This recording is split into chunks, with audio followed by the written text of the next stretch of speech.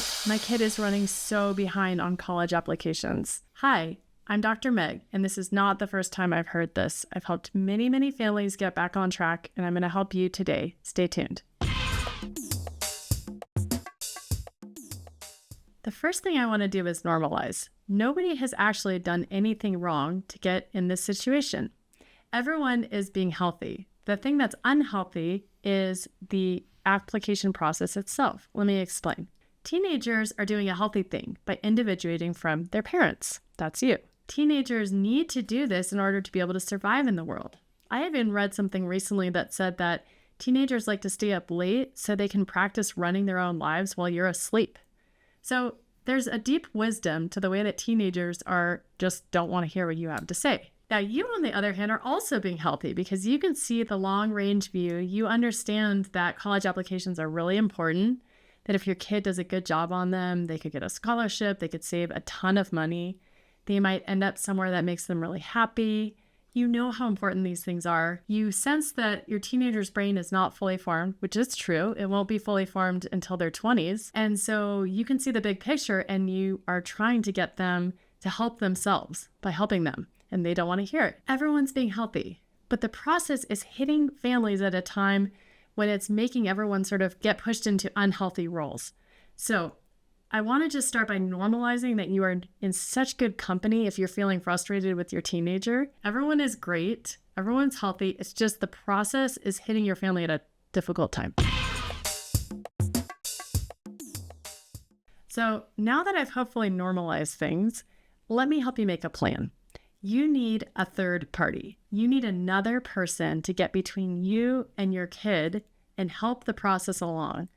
Every kid, if they're falling behind, they need more structure and more support. What they probably need most is body doubling. That's when someone just sits next to them as they get their stuff done. The problem is the body double can no longer be you. It probably could have been in the past. It could have even been in earlier high school. But now your teenager just doesn't want to look at you because, see point A, they want to individuate. Okay, so who can step in? You got to get creative here.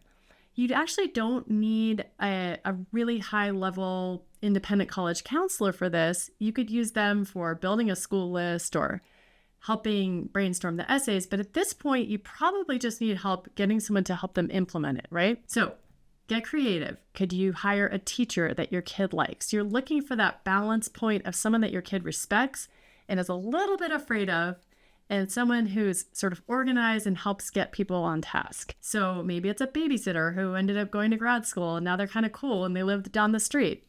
Or maybe you have a neighbor, or maybe there's an aunt or uncle who your kid really respects. But someone needs to come in and say, work with your kid a few hours a week to get things back on track. Once your kid has the momentum, things should go better, but you got to break up the logjam by bringing in that third party.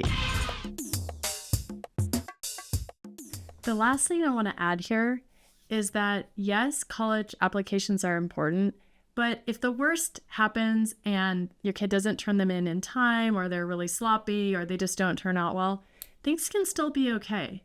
Your kid can still apply rolling admissions to a good state school. They could get in somewhere. Don't take a gap year without getting in somewhere, but they can get in somewhere, take a gap year, go to a good state school, transfer. There are always opportunities. Sometimes even private schools have openings in the summer. You can actually just call a private school and say, do you have any room? This is not for the most selective schools, but a few tiers down. So there are a lot of options. And I say that because I think if you can let go a little bit of the outcome, it'll allow you to be in a more peaceful place and think more strategically and get out of the pattern of stressing out your kid and trying not to nag them and being frustrated and them pulling away. And you know how that's a positive feedback loop that I have seen many times.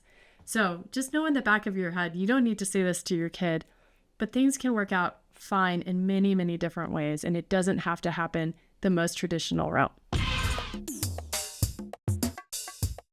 So just remember, if your kid is falling behind, it's really normal and it's not the end of the world. And there's a lot of things you can do about it other than nagging them.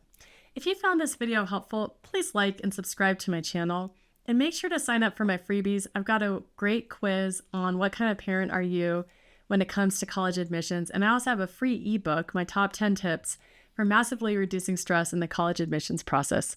I'm Dr. Meg. See you next time.